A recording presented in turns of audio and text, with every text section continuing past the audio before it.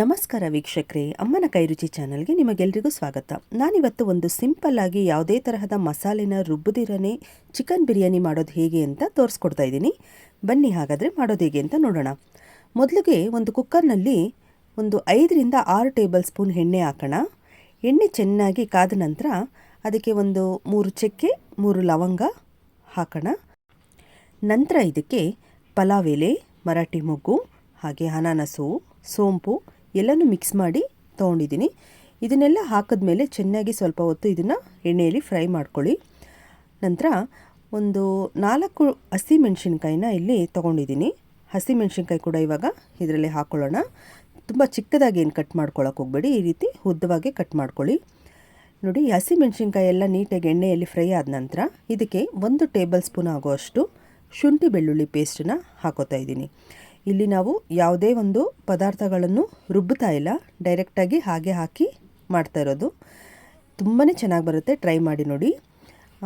ಹಾಗೆ ಇಲ್ಲಿ ಒಂದು ದಪ್ಪನೆ ಈರುಳ್ಳಿನ ಉದ್ದವಾಗಿ ಕಟ್ ಮಾಡಿಕೊಂಡು ತೊಗೊಂಡಿದ್ದೀನಿ. ಈರುಳ್ಳಿ ಎಲ್ಲ ಚೆನ್ನಾಗಿ ಎಣ್ಣೆಯಲ್ಲಿ ಗೋಲ್ಡನ್ ಬ್ರೌನ್ ಕಲರ್ ಬಂದ ನಂತರ ಇದಕ್ಕೆ ಒಂದು ಟೊಮೊಟೊ ಹಾಕೋತಾ ಇದ್ದೀನಿ. ಇಲ್ಲಿ ನಾನು ಬಿರಿಯಾನಿಗೆ ಒಂದು ಅರ್ಧ kg ಚಿಕನ್ ಬಳಸ್ತಾ ಇದ್ದೀನಿ ಅಷ್ಟೇ. ಅಂದರೆ ಒಂದು ಟೈಮಿಗೆ ಮಾತ್ರ ಇದನ್ನು ಮಾಡ್ತಾ ಇರೋದ್ರಿಂದ ಸ್ವಲ್ಪ ಮಟ್ಟಿಗೆ ಇಲ್ಲಿ ಮಸಾಲೆಗಳನ್ನ ಹಾಕೋತಾ ಇದ್ದೀನಿ. ನೀವೇನಾದರೂ ಕ್ವಾಂಟಿಟಿ ಜಾಸ್ತಿ ಮಾಡ್ಕೊಳ್ಳೋಂಗಿದ್ರೆ ಸ್ವಲ್ಪ ಹೆಚ್ಚಿಸ್ಕೊಳ್ಳಿ. ಈರುಳ್ಳಿ ಟೊಮೊಟೊ ಎಲ್ಲ ಕೂಡ ಸ್ವಲ್ಪ ಜಾಸ್ತಿ ಹಾಕ್ಕೊಳ್ಳಿ. ನೋಡಿ, ಸ್ವಲ್ಪ ಪುದೀನ ಸೊಪ್ಪು ಕೂಡ ಇವಾಗ ಇದರಲ್ಲಿ ಹಾಕಬೇಕು. ಈ ಟೊಮೊಟೊ, ಈರುಳ್ಳಿ, ಪುದೀನ ಸೊಪ್ಪು ಎಲ್ಲ ನೀಟಾಗಿ ಎಣ್ಣೆಯಲ್ಲಿ ಮೆತ್ತಿಗೆ ಫ್ರೈ ಆಗಬೇಕು, ಅದು ನೀಟಾಗಿ ಆಗಬೇಕು. ನೋಡಿದ್ರಲ್ವ, ಈ ರೀತಿ ಚೆನ್ನಾಗಿದೆಲ್ಲ ಆದ ನಂತರ ಈಗ ಇದಕ್ಕೆ 1 ಟೀ ಸ್ಪೂನ್ ಆಗೋಷ್ಟು ಗರಂ ಮಸಾಲ, ಹಾಗೆ ಅರ್ಧ ಟೇಬಲ್ ಸ್ಪೂನ್ ಆಗೋಷ್ಟು ಅರಿಶಿಣದ ಪೌಡರ್, ಅರ್ಧ ಟೀ ಸ್ಪೂನು ಪೆಪ್ಪರ್ ಪೌಡರ್, ನಂತರ 1 ಟೇಬಲ್ ಸ್ಪೂನ್ ಆಗೋಷ್ಟು ಚಿಕನ್ ಮಸಾಲ ಪೌಡರ್ ಎಲ್ಲನೂ ಹಾಕಿ ನೀಟಾಗಿ ಈ ಮಸಾಲೆನ ಮಿಕ್ಸ್ ಮಾಡ್ಕೊಳ್ಳಿ. ಹಾಗೆ ಇದಕ್ಕೆ 1 ಟೇಬಲ್ ಸ್ಪೂನ್ ಆಗೋಷ್ಟು ಧನಿಯಾ ಪೌಡರ್ ಮತ್ತು 1 ಟೇಬಲ್ ಸ್ಪೂನ್ ಆಗುವಷ್ಟು ಹಚ್ಚ ಖಾರದ ಪುಡಿ. ನೀವು ಖಾರದ ಪುಡಿ ಯಾವ್ದು ಬೇಕಾದರೂ ಯೂಸ್ ಮಾಡ್ಬೋದು, ಇಲ್ಲ ಬರೀ ಕಲರ್ಗೆ ಹಾಕೋತೀನಿ ಅಂದರೆ ಕಾಶ್ಮೀರಿ ಚಿಲ್ಲಿ ಪೌಡರ್ ಕೂಡ ಹಾಕೋಬೋದು. ಆಲ್ರೆಡಿ ಹಸಿಮೆಣ್ಸಿನ್ಕಾಯಿ ಹಾಕಿದ್ದೀವಲ್ವ, ಸೊ ನಮಗೆ ಸ್ವಲ್ಪ ಖಾರ ಜಾಸ್ತಿ ಬೇಕು ಅಂದರೆ ಮಾಮೂಲಿಯಾಗಿ ರೆಡ್ ಚಿಲ್ಲಿ ಪೌಡರ್ನ ಯೂಸ್ ಮಾಡ್ಕೊಳ್ಳಿ, ತುಂಬಾ ಚೆನ್ನಾಗಿ ಬರುತ್ತೆ. ನೋಡಿ, ಇಷ್ಟೆಲ್ಲ ಪದಾರ್ಥಗಳನ್ನ ಹಾಕಿದ್ಮೇಲೆ ಒಂದು 2ರಿಂದ 3 ನಿಮಿಷ ನೀಟಾಗಿ ಇದು ಎಣ್ಣೆಯಲ್ಲಿ ಚೆನ್ನಾಗಿ ಫ್ರೈ ಮಾಡಿಕೊಂಡು ಆ ಮಸಾಲೆ ಎಲ್ಲ ಎಣ್ಣೆಯಲ್ಲಿ ಈ ರೀತಿ ಬಿಟ್ಕೋಬೇಕು. ತುಂಬ ಚೆನ್ನಾಗಿ ಬಂದಿದೆ ನೋಡಿ. ನಂತರ ಈಗ ಚಿಕನ್ ನಾನು ತೊಳೆದು ಇಟ್ಕೊಂಡಿದ್ದೀನಿ ಆಲ್ರೆಡಿ. ಆ ಚಿಕನ್ ಪೀಸ್ಗಳನ್ನ ಇವಾಗ ಈ ಮಸಾಲೆಯಲ್ಲಿ ಸೇರಿಸ್ತಾ ಇದ್ದೀನಿ. ನೀಟಾಗಿ ಮಸಾಲೆ ಚಿಕನ್ ಎಲ್ಲ ಕೂಡ ಮಿಕ್ಸ್ ಆಗೋ ರೀತಿ ಚೆನ್ನಾಗಿ ಮಿಕ್ಸ್ ಮಾಡ್ಕೋಬೇಕಾಗುತ್ತೆ. ಅದನ್ನು ಮಾಡಿಕೊಂಡು ಒಂದು 5 ನಿಮಿಷ ಮೀಡಿಯಮ್ ಫ್ಲೇಮ್ನಲ್ಲೇ ನೀವು ಇದನ್ನು ಕ್ಲೋಸ್ ಮಾಡಿ ಚಿಕನ್ನ ಸ್ವಲ್ಪ ಫ್ರೈ ಮಾಡ್ಕೋಬೇಕು ಈ ಮಸಾಲೆ ಜೊತೆ, ಆಯಿತಾ. ಸ್ವಲ್ಪ ಲೈಟಾಗಿ ಉಪ್ಪು ಕೂಡ ಸೇರಿಸ್ಕೊಳ್ಳಿ ಚಿಕನ್ ಜೊತೆ. ನೋಡಿದ್ರಲ್ವ, ಇದನ್ನೆಲ್ಲ ಈ ರೀತಿ ಮಿಕ್ಸ್ ಆದಮೇಲೆ ನೀವು ಈಗ ಅಕ್ಕಿನ ತೊಳೆದಿಟ್ಕೊಂಡಿದ್ದೀವಿ ನಾವು ಆಲ್ರೆಡಿ. ಇಲ್ಲಿ ಒಂದು 2ರಿಂದ 3 ಸತಿ ತೊಳೆದು 10 ನಿಮಿಷ ನಾನು ನೆನೆಸಿಟ್ಟಿದ್ದೆ ಆಲ್ರೆಡಿ. ಅಕ್ಕಿನ ಈಗ ಇದರೊಳಗಡೆ ಸೇರಿಸ್ತಾ ಇದ್ದೀನಿ. ಯಾವುದೇ ಅಕ್ಕಿ ಆದರೂ ತೊಗೋಬೋದು, ಬಾಸುಮತಿ ರೈಸ್ ಆದರೂ ತೊಗೋಬೋದು, ಇಲ್ಲ ನಾರ್ಮಲಾಗಿ ನಾವು ಮನೆಯಲ್ಲಿ ಯೂಸ್ ಮಾಡ್ತೀವಲ್ವ ಆ ಅಕ್ಕಿ ಕೂಡ ಹಾಕ್ಕೋಬೋದು. ತುಂಬ ಚೆನ್ನಾಗಿ ಬರುತ್ತೆ ವೀಕ್ಷಕರೇ.